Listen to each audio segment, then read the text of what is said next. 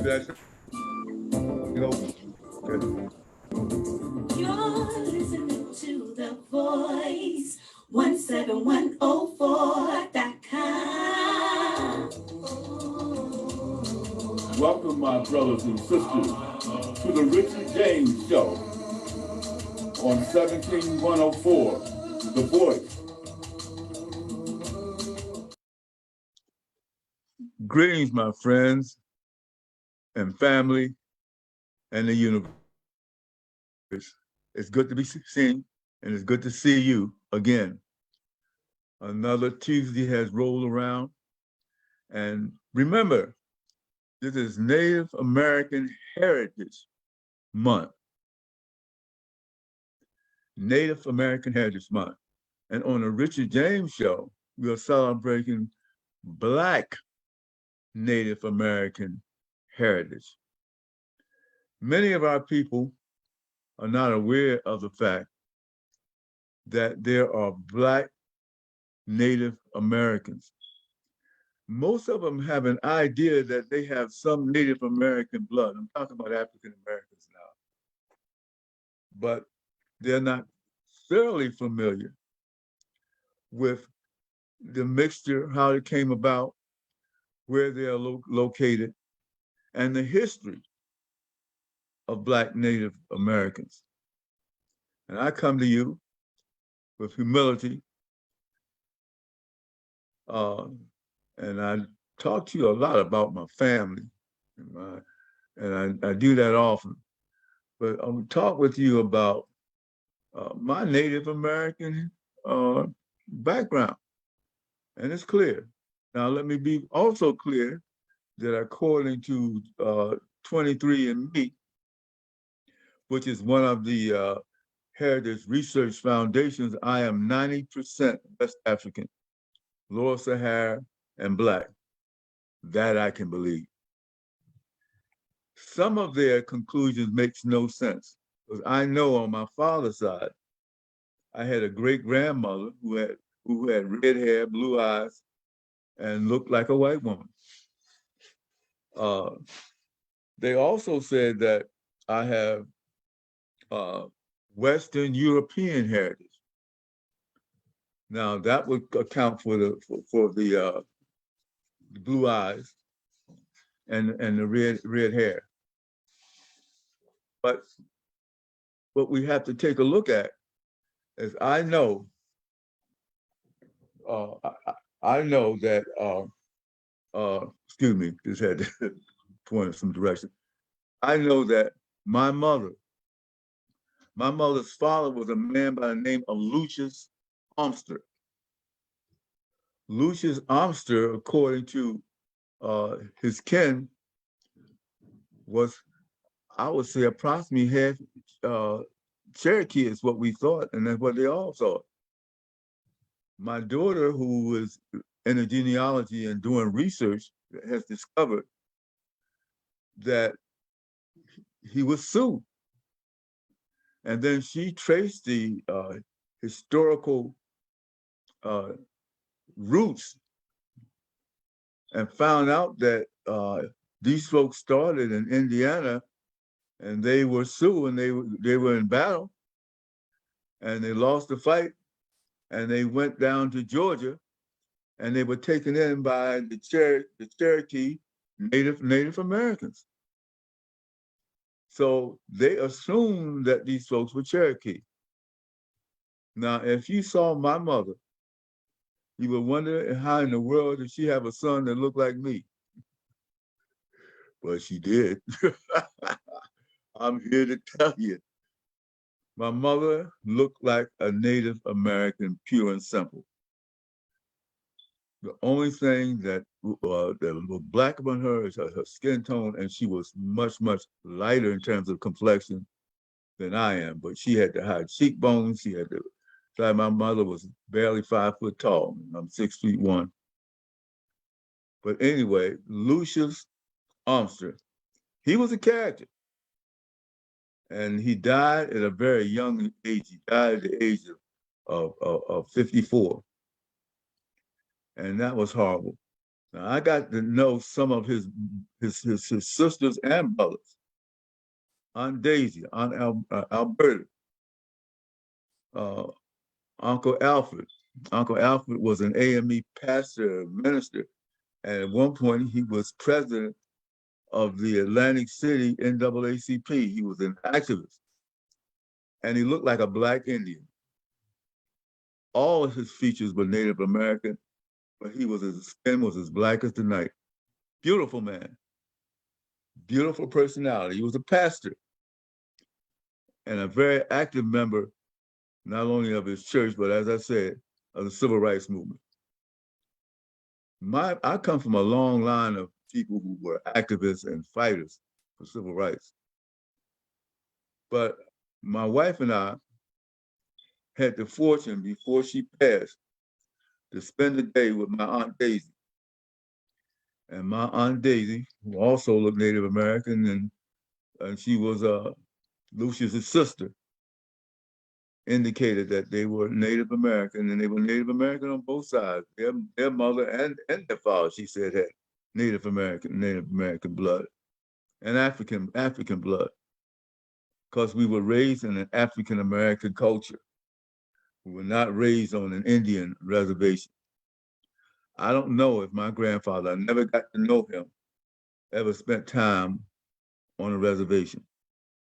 One thing that I do know is that there was a mixed and contentious relationship between Africans and Native Americans. Now, in a part of Georgia, and I'm from Georgia, both sides of my family, parents, my father, and my mother are from Thomas County, Georgia. My mother was raised near Boston, Georgia, on what is known as the Archibald Plantation. The Archibalds was a very, very wealthy family. In fact, the hospital was named after the Archibalds. My mother was a sharecropper. My grandmother was a sharecropper on that plantation. That's where she was raised. Now, my father's father, Richard C. James the first, had several hundred acres of land. He had his own alleged plantation. When I say alleged, I don't know if I want to call it a plantation or not, but he had hundreds of acres of land according to uh, my family. He was located on the Hall Road and in a development outside of Thomasville called Spring Hill, Georgia. That's my grandfather. And his father, Adam James, was the pastor of Spring Hill Missionary Baptist Church. And Spring Hill had a number of natural creeks and natural springs. That's why they call it Spring Hill. And that's where he was raised. And my father and my mother would tell me that he would get on his bicycle. My dad rode a bike, and he would ride 10 miles to go see my mama. He's just like the leaf don't fall far from the tree. I wouldn't mind doing 10 miles to go see the woman I care about. But they say he'd get on that bike and he'd go for it. So African Americans are a mixed generation. And it's my belief that we should celebrate all that's in us.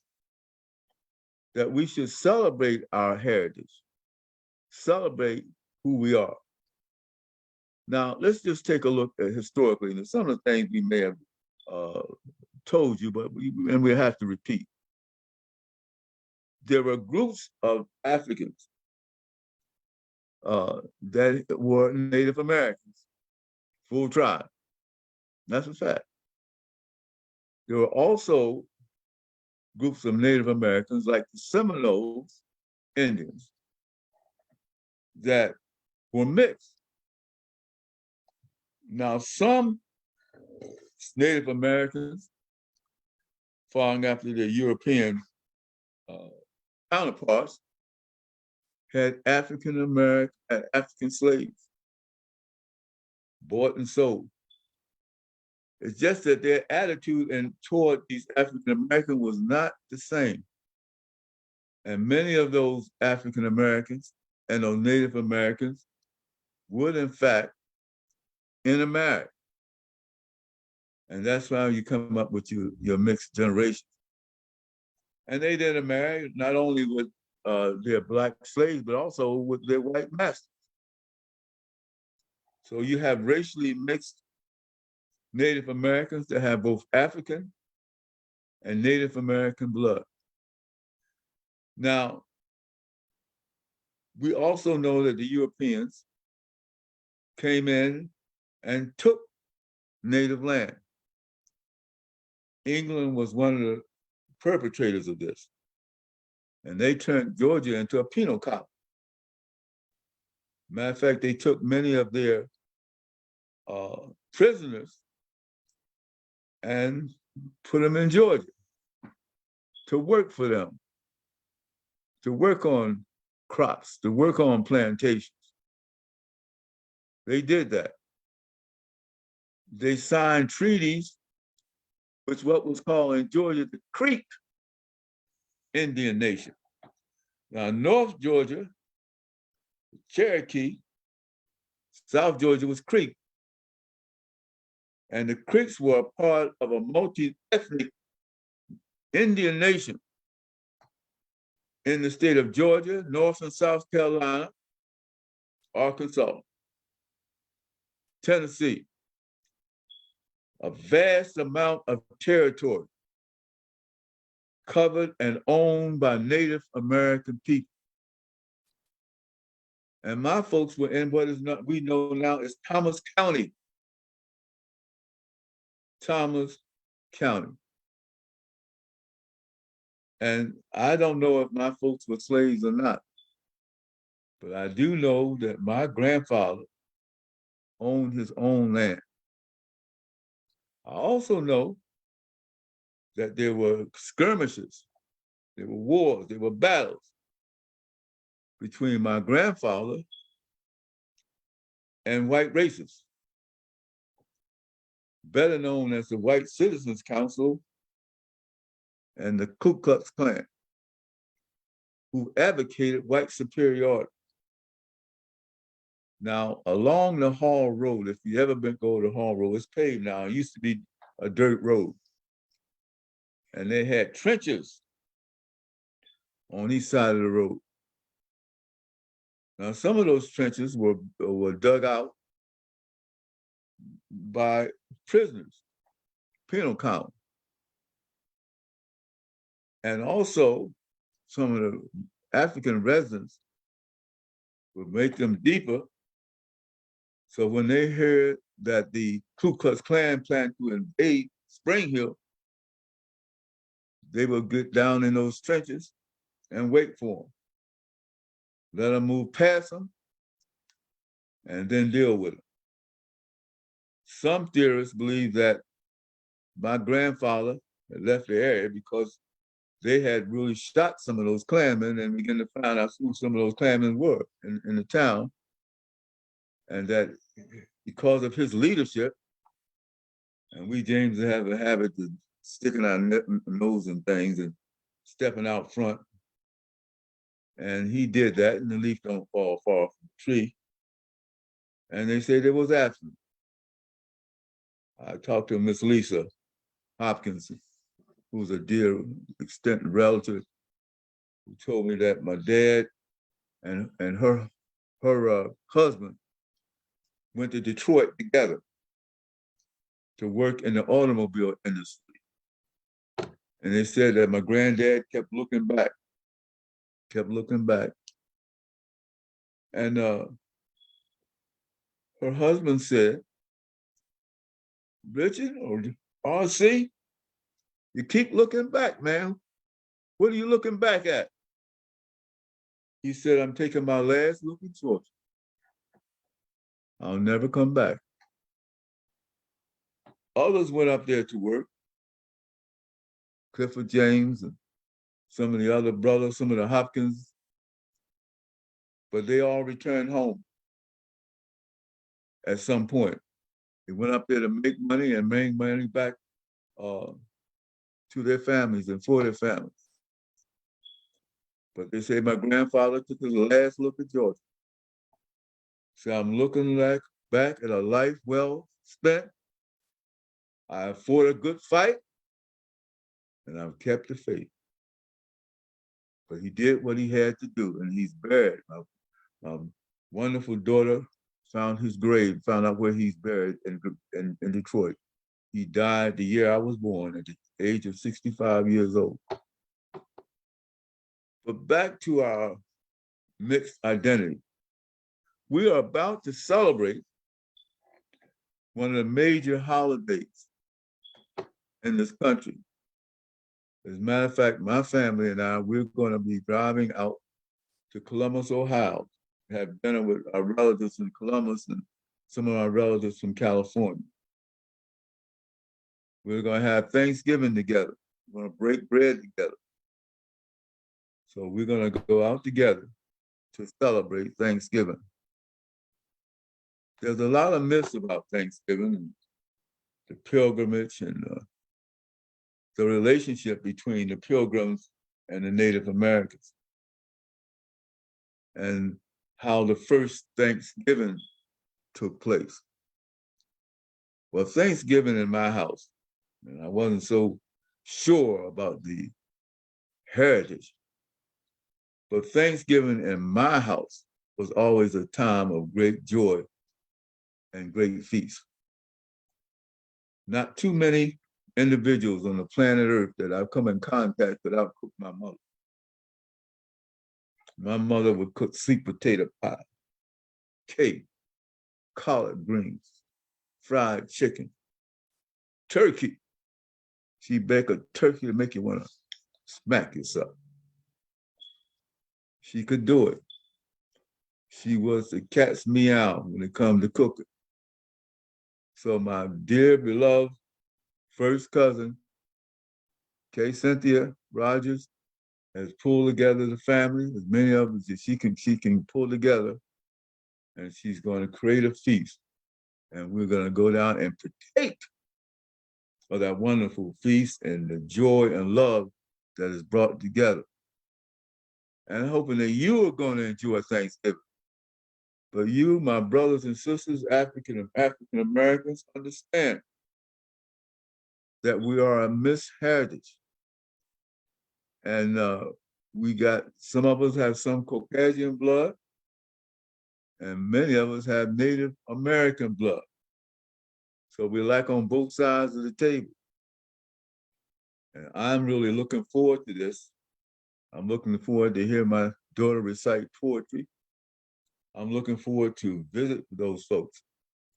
But we want to honor our people and also raise up the fact that we enjoy being who we are and what we are. And we enjoy being African Americans. Let me get back and say a little something about the Seminoles that lived in the Florida Everglades. The Seminoles had the longest and most extensive war that took place against their colonizers. And the man who eventually conquered the Seminole tribe, who fought for years and won battle after battle, was Andrew Jackson, who later became the president of the United States. But there was several great leaders. One was a man named Osceola, who had won many, many battles and had married an African woman who they said was killed by marauding soldiers representing the United States of America. I wanted you to see a couple of videos of people with mixed ancestry and Native Americans. We are celebrating Native American Heritage Month, and we want you to celebrate with us on the Richard James Show. Let's roll this video and have you take a look and learn something. I am Samantha Fairbanks. I am from Bemidji, Minnesota. I am an enrolled member at the Leech Lake Reservation. Uju, Wasayana Kwaduk, Indigenous, Nudane Benes, Inan, and Danis. And what I said was, hello, my name is Wasayana Kwaduk, which is my Indian name. It means the bright white clouds before the thunderstorm. My name is Vincent Graves. I'm from Red Lake, Minnesota. I'm in my third year at Bemidji State. I think growing up as a Native American, I guess you could say that it was a little bit different. Like, I never really noticed that we were poor until like I started school, and like, you know, having like hand-me-downs or else like pants that were like too short for you. That was us. So I guess you can say that we were like impoverished, which is actually common in Native American families. It was different, like growing up, like it was just things that we as a family did. I didn't realize that like other people didn't do it, or I didn't think that everybody did it. It was just something that me and my family did. Because I was brought up differently than most people, I had no idea you could buy beef. To me, I thought everybody hunted and fished. I thought everybody went into the woods to get their food. I knew there was grocery stores, but as far as meat went, I mean, I've been processing my own since, and at least helping my dad on his since I was about 9 years old.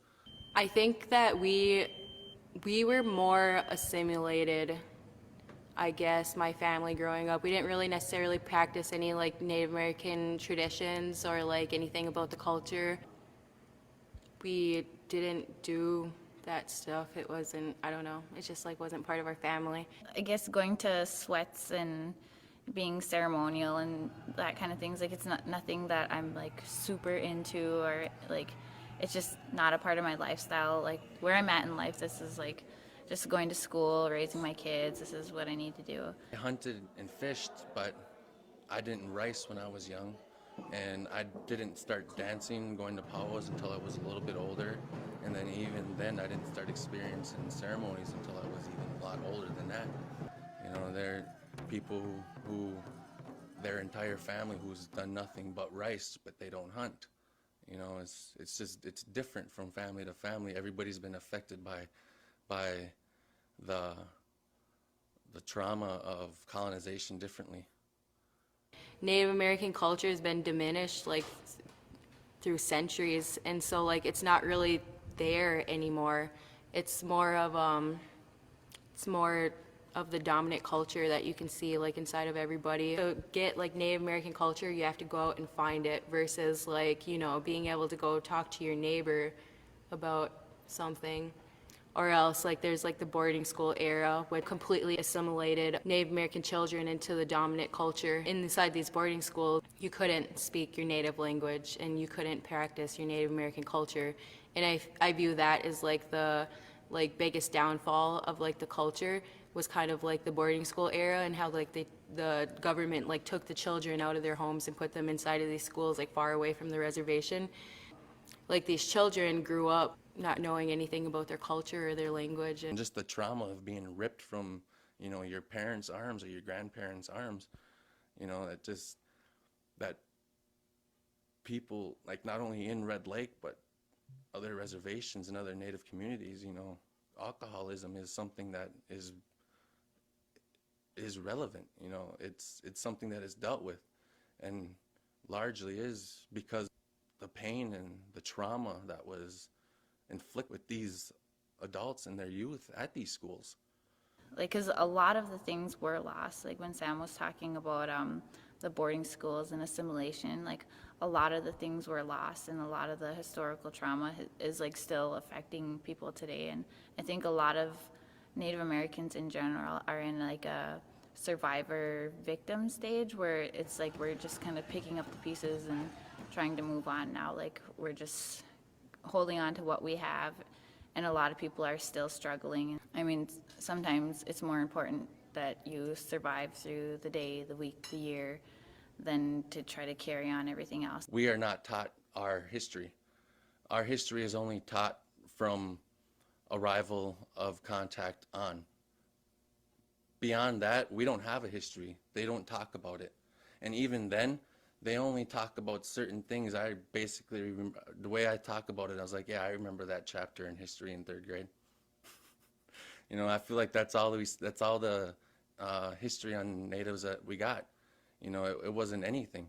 A fantasy of the first Thanksgiving, when yes, there was that first Thanksgiving, but in the years afterwards, the Pilgrims had a Thanksgiving celebration every time they slaughtered an entire village. So really, what is Thanksgiving?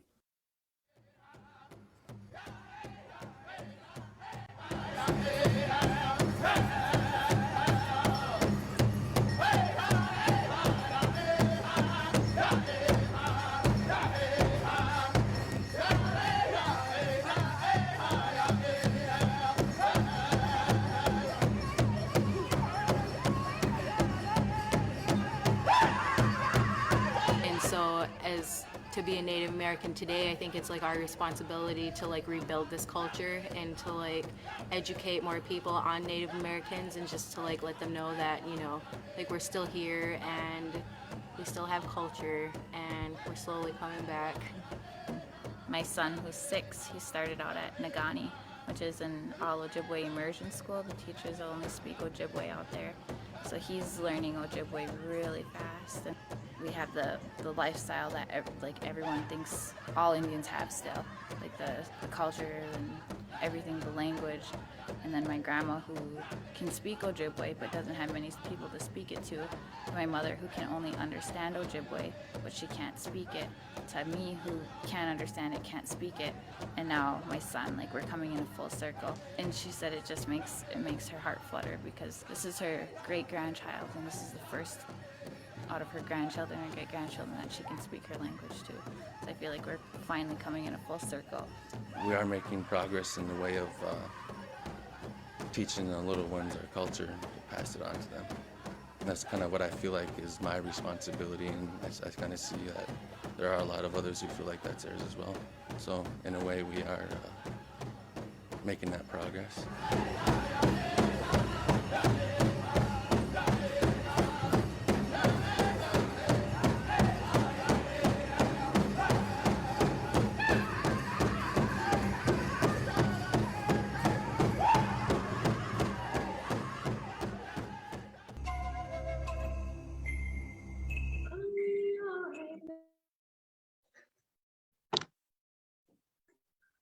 A mixed point of view, give you a concept of what individuals who are Native American and who are of mixed heritage have to go through in this country. And it's much worse than what they say. Water was poisoned. People were slaughtered. Whole villages were wiped out by the colonists. How can you justify to any god or any religion coming in, taking native land, killing the people that are on that land? How can you justify that? And yet that is exactly what happened with Native Americans in the good old USA, the land of the free and the home of the brave. And in 1619, British ships brought the first slaves, African slaves, from Europe to Jamestown, Virginia. Slavery here in the New World was the worst form and brand of slavery the world ever seen.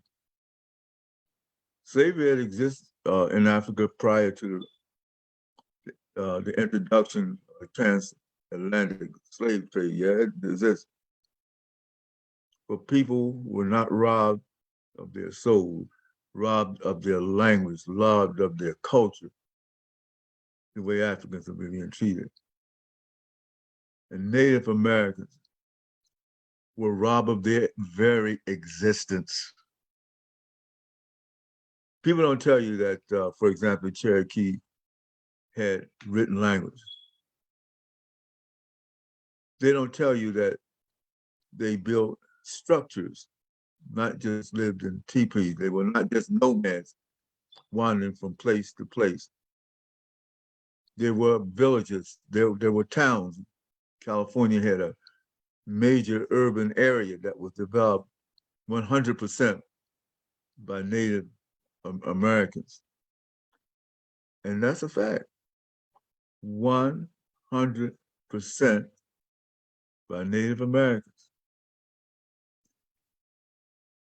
People are people. You have brilliant people, you have people that are not so brilliant, you have people who have needs. And why this country was building its own empire,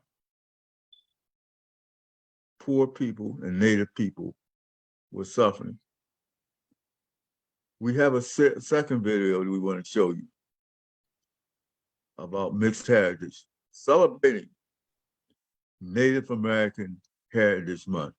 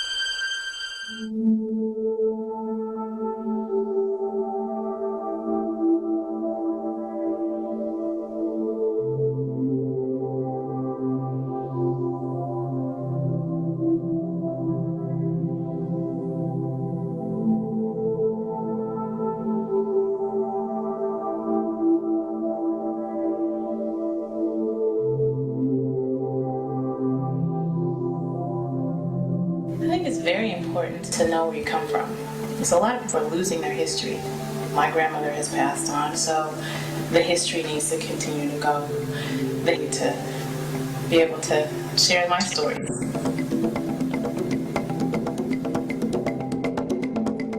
This is their mom, which is where my Cherokee comes from. Her mom is half Cherokee, her grandfather. My great-grandfather is full-blood Cherokee. This is on one of my grandmother's visits to Seattle when I was a little girl. This is my grandmother here, my mom. And our travels down south, standing in front of the car. I think this is in front of my grandmother's. And the other person in the picture is my sister. My grandmother, I never heard her talk about being Indian. As much as, I don't really recall them talking about our heritage as much until she passed away. Our family's really spread out from New Orleans to what they call the country. Hoping to take a trip this summer, get more information about, the family and the lineage and everything.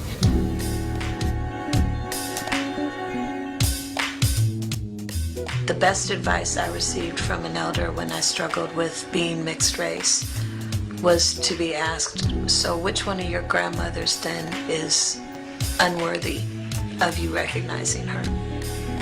And that really struck home for me. That there is no grandmother that you can look at, no matter what color you are, no matter what background you come from. There isn't a time where you can look at one of your grandmothers and say, her Irish heritage is unworthy of me, or her Black heritage is unworthy of me. I define myself as a Muskogee Creek woman of African American and Irish Scot descent. I was adopted transracially, and my parents were white, and I also had a Korean daughter and a white son. For me, my personal experience, I felt very cocooned by the urban Native community. There seemed to be a responsibility by those Natives that were my parents' age to ensure that I was part of the community because I had been adopted out. I think what's weird for me is that I'm not considered African American enough for people to watch what they say around me in Indian country. So the N word is used in front of me because the reasoning is, what do you care? It shouldn't bother you at all. Look at you. And it does bother me. But for the most part, I would find that in the urban Indian communities, it's really not about anti-African American sentiment. It's pro-Native sentiment. Are you Native or not? They don't care whether you're mixed with black or not. Are you Native or not? The children, I think sometimes they think I'm too hardlined or too traditional. And then in other ways, they're even more traditional. You know, when my older daughter got her hair cut, she was just mortified that they had to cut her hair. And she was very concerned about making sure that the hair was properly taken care of by somebody in our community. And yet she had to endure the misunderstandings that go with going into a black hair salon and saying, I need you to keep all this hair and I need you to put it in a bag and don't, touch it and don't, mix it with other hair. And having the people that are there want to, be interested. Y'all doing some voodoo stuff in there? Y'all doing, what are you going to do? And that kind of realization that, you're looking across the table at a black person talking to you, and usually as a black Indian, you're thinking, well, now I can tell you're a black Indian, but you know nothing about your heritage. And this moment right here in the hair salon is a moment that's a cultural difference. And my mother being an Irish Scott Creek, my father being a Black Creek. When you start to see yourself with pride attached to it, it then allows you to start to realize, if I don't have the pride now, my daughters and my son won't have the pride later. If I don't maintain it, I will be that black girl's grandmother on the wall that she walks past and says, see my Indian grandmother with her long hair and her cheekbones? I don't know what tribe, I don't know her name, but I know she's Indian. That's my biggest fear. I don't want my kids to have so little interest in who I am and who they are and who their grandmothers were that I become that picture on that wall. Stop thinking of us as the joke, she's got good hair, she must have Indian in her. Stop thinking of us as the unique person at powwow. Because in Indian country, we're not unique. Everybody that's Native, that's grown up Native, will tell you that they either have a relative who's black or, that they grew up on the res with a black Indian that didn't speak a word of English or whatever. Our experience is unique, and we've been here longer than a lot of people and as long as most people, and we have the right to be recognized as a unique and individual group of ethnic people. If you want to know who you are as an Indian person, then you have to start, and that is by understanding what Indian people are going through now and today. If you don't understand the Native community, but you are of Native descent, that doesn't necessarily mean that you can't be part of the Native community, but you have to be willing to put in the work.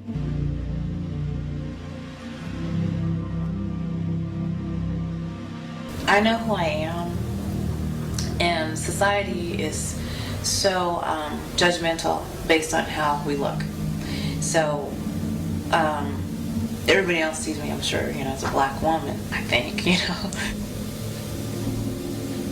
Some of the things that I've learned in the Native classes that I've taken, and in my research and doing some reading, and how it kind of upset me to find out that Native people aren't very accepting of Africans, and even within the African community and within the Native community, we have our own prejudices and our own animosities towards each other. I didn't even realize that the same thing that happens in the African American community happens in the Native community. There's light skin, dark skin, people thinking they're better than others, and like, well, why would I want to identify with people that don't even want me, or want to identify or allow me to identify with them? And so that was sort of the thing that I'm now battling with. Before I was like, oh yeah, I'm gonna say this and that I'm this.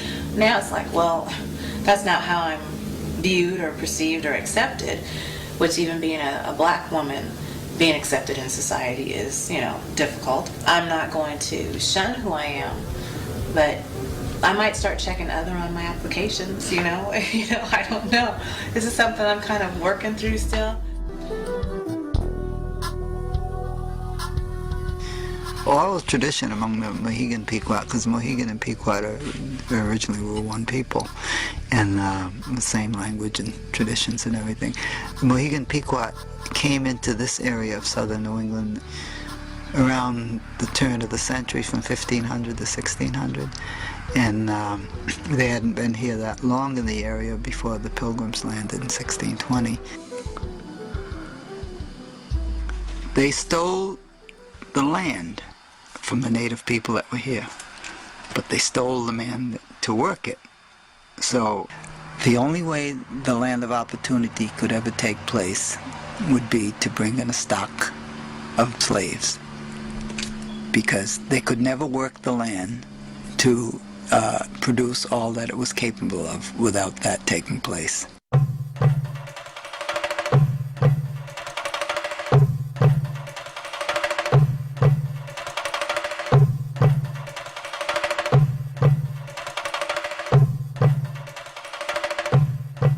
What happened after they brought in the African slaves in such large numbers, more and more intermarriage took place as there was less and less of a distinctly Indian presence, and you had more and more of the mixtures, or mulattoes, as it shows in the census records. Mulatto, I hate that term because it's just an umbrella to sweep all Indian people under. And then there was after that term came about, then they came up with the term colored, and that was another big umbrella to sweep all the Indian people under. Anything so they wouldn't have to put the word Indian in the record books. So what they couldn't accomplish with the torch and the gun, they hoped to accomplish with the stroke of a pen. And it's for that reason I reject totally the label of Black Indian, because I've seen people use that term. I've seen some of our own people use it themselves, but usually it's an externally applied term. And I reject that totally, as long as there are blonde-headed Mohawks and blue-eyed Cherokees who are not identified as Euro-Indians. Why should any Indian that has any black ancestry be identified as a black Indian? What's good for the goose has to be good for the gander, but it's just a reflection of the racism that's in this society in general. When this whole idea of recognition, federal recognition, started to manifest itself, the government was basically holding up a hoop that we all had to jump through as tribes. And so if you couldn't make it through, or if you're almost making it through, and they decided to raise it higher, you had to jump higher and do even more tricks. So it ends up with a process where mountains and mountains of detailed documentation has to be put together to submit to the very same people who have spent all of their time here on your land trying to stop your existence. That's essentially what the recognition process is, in a nutshell. What a lot of our people do here when people come and they want to put us down because we have mixed blood and they don't like the way the mixture is, that instead of putting us down, we need to be given a lot of credit. The fact that we still have been able to remain Indian after over 300 years of every attempt on heaven's earth to destroy us as Indian people. I think we have a great deal of right to be proud in our sense of Indianness that we still retain, because the easiest thing in the world is to be absorbed, you know? It doesn't take any strength at all to do that, because you've got forces on either side that's waiting to just absorb you. But to remain Indian, that's the hardest thing.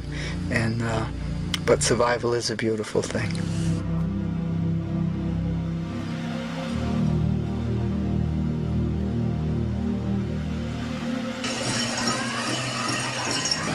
At first, I felt kind of a little uncomfortable, kind of like I wasn't really welcome.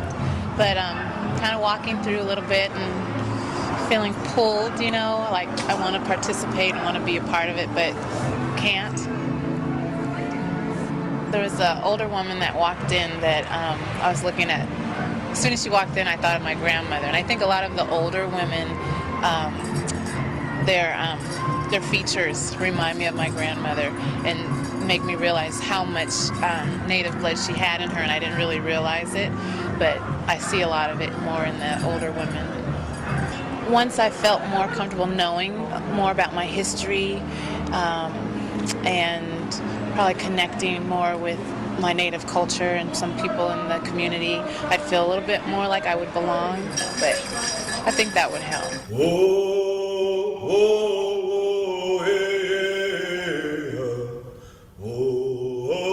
I think I've become very comfortable with myself because of my family.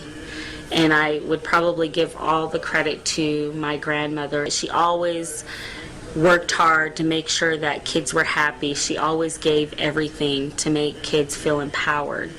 So when I think about how much she gave and how much time she spent in teaching kids beading and culture and cooking, I mean, I would credit a lot of that to her.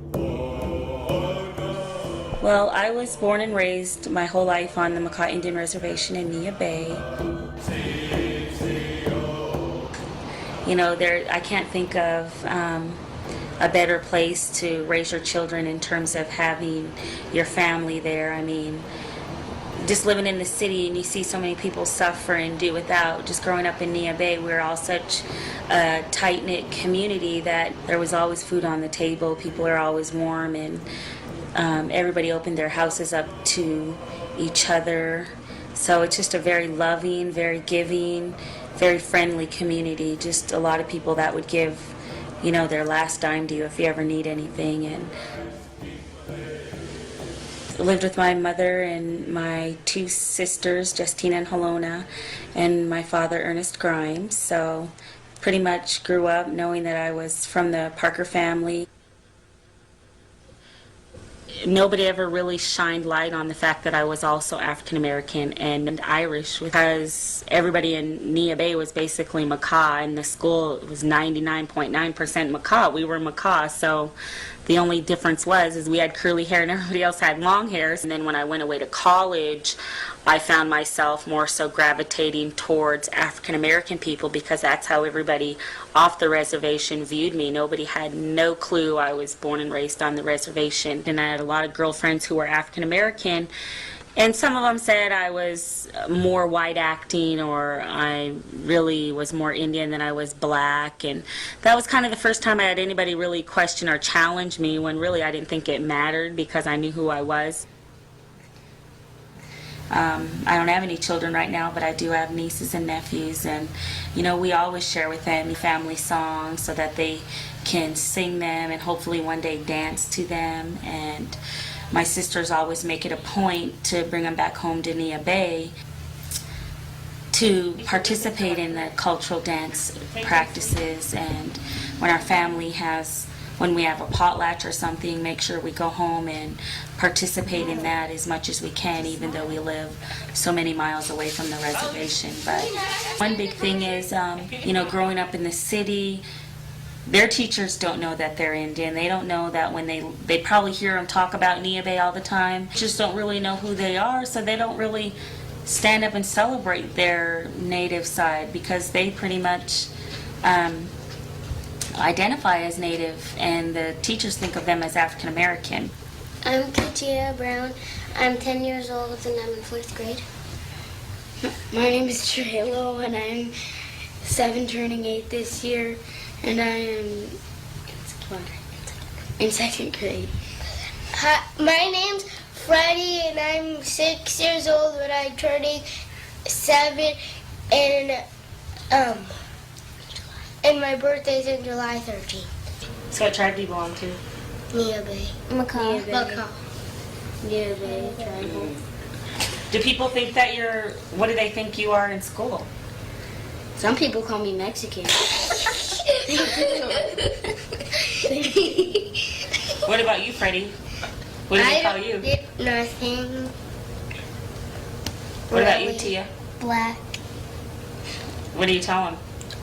I say I'm not all black. I'm Native American, Irish, and black. So get it right, huh? Mm-hmm. thing that I've always tried to teach, you know, my students, that nobody can take away from you who you are or what you're all about. People can say mean things to you, they can try to belittle you or degrade you or talk about what you're wearing, or they can talk about what you look like, but they can't take away who you are, your identity, in terms of knowing that, like knowing I'm Makah, knowing that my father's African American and I'm proud of that, or knowing my grandfather's Irish, and knowing my grandmother was Indian and she was a proud Indian woman who overcame so much just for the sake of our family. So that's huge. I think it's often said that somebody like me who is triracial has to consistently prove not only to the Native people I'm Native and I do care about my culture, but to the African American people I'm very upfront. I'm willing to learn about it. I mean, I only know what my father and grandparents have given me, you know, but I'm never going to be more black than Indian. And I don't try to be.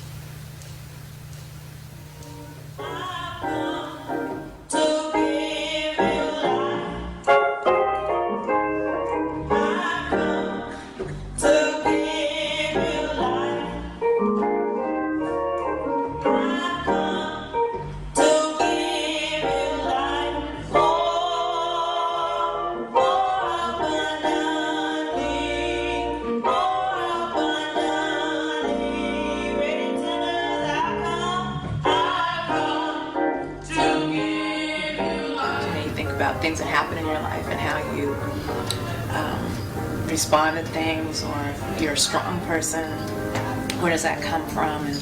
And looking now into my history, it's like, okay, I come from a very strong background. You know, African Americans have always been strong people, and so are Native Americans. So I can't help acting sometimes the way that I do.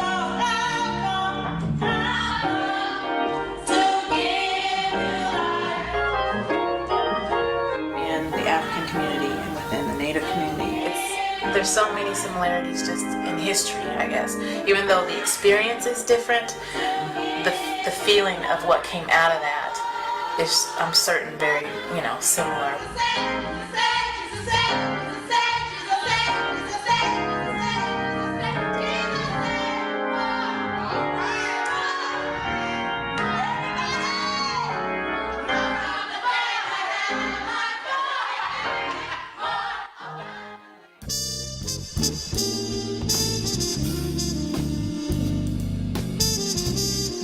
Well, in my own mind, if you are of Indian blood, I mean, you're Indian. That's pretty much it. If you're of blood, you're of blood. I'm very, you know, embarrassingly, I'm very Eurocentric in a lot of my habits and so on. But that ethnically doesn't change what I am.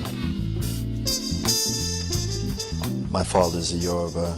In the Pacific community he comes from in South Carolina called the Geechee, or Gullah people. The other side of his family is Kitawa. And as far as my mother goes, her grandfather was an Ilocano slave in the railroad here in the 1800s.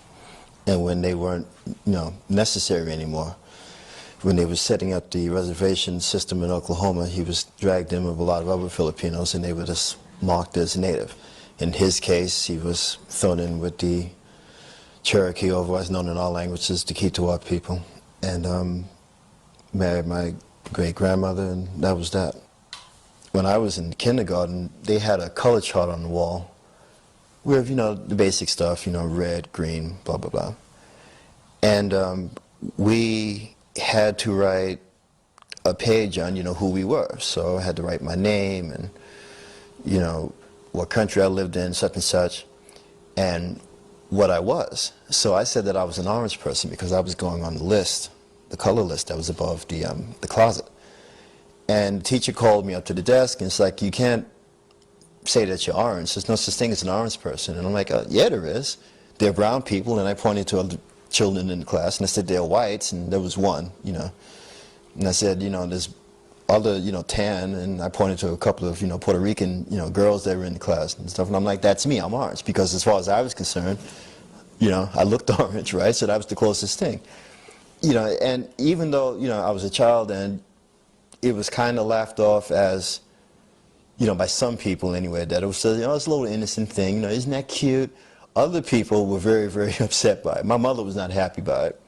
Her thing was, you're black. We live in a black neighborhood. Your father's black. You're black. That's it. And, maybe 2 or 3 days later, on a Friday, if I remember correctly, I was brought into the principal's office and I had to talk to a psychologist that was this woman who was to convince me that I was a black person, that there was no such thing as orange. And I told her that my father might be black, but my mother's Indian, and my grandma's Indian, and we always talk about it in the house, being Indian. And it's like, some of us are orange, and it's like, well, why do I have to say that I'm this and I'm that? I'm like, I'm not a black person. I'm not like that. And I pointed to something in the office, and we were in there for a few hours, and it came to that they couldn't convince me, so I actually had to go and see a professional because I had a problem. He didn't have a problem. He did not have a problem.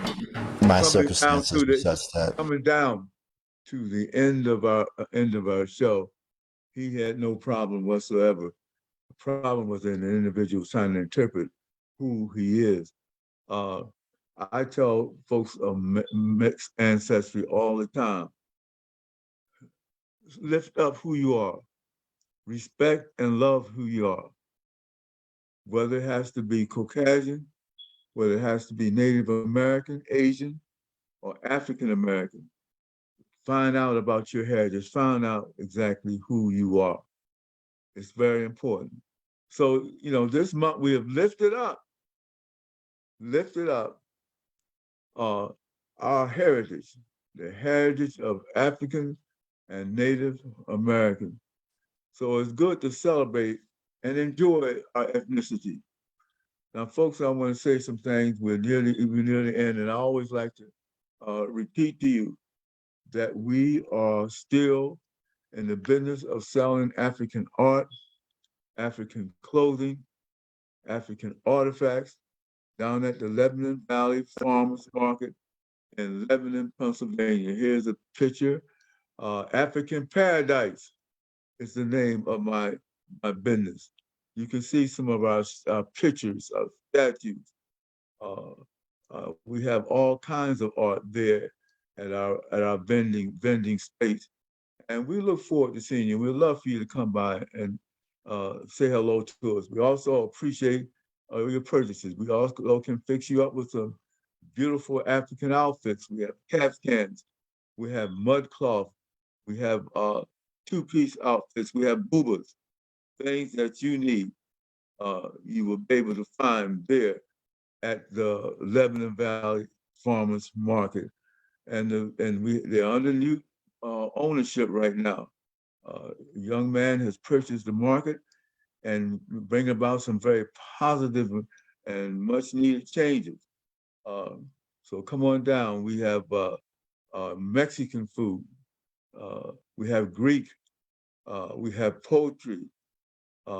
We have a bakery. We have good old fashioned soul food. Come and see Diva and eat some of that delicious soul food. We have a young woman by the name of Taylor who set up a shop that's off the charts with some of the most gorgeous pictures that you can find. She makes her own shea butter. She makes her own scarves, and she sells her items that she's made. She's right there next to African Paradise. And if you just want a pretzel, you just want a soft pretzel, you don't have to go on Broad Street to get a soft pretzel. You can come to Lebanon Valley Farmers Market and get one of those delicious, off the chart, soft pretzels there in the market. So, hey, we won't be there this weekend. We're going to be in Columbus, Ohio for Thanksgiving, entertaining, enjoying, and intermixing with relatives from all over the country. But we will be back the following weekend. We'll be looking forward to seeing you. So I want to again thank you so much, Brother Chris Thomas and Ms. Thomas, for the Voice 17104 that has several platforms that are seen throughout the world, giving you information, giving you suggestions and things like that to help you to know who you are and what you do. So God bless, and may heaven smile upon you. This is your neighbor and your friend, Richard Zane. So long and take care.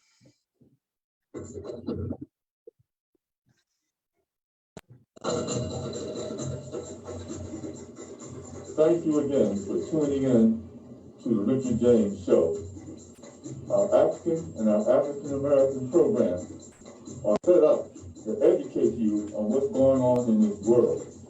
We thank you for taking out the time to listen. Let us hear from you sometime also. So this is your neighbor and your friend signing off. Until I see you again next Rhea's book, hear from you Emily again. Express. So long. God bless. Thank you.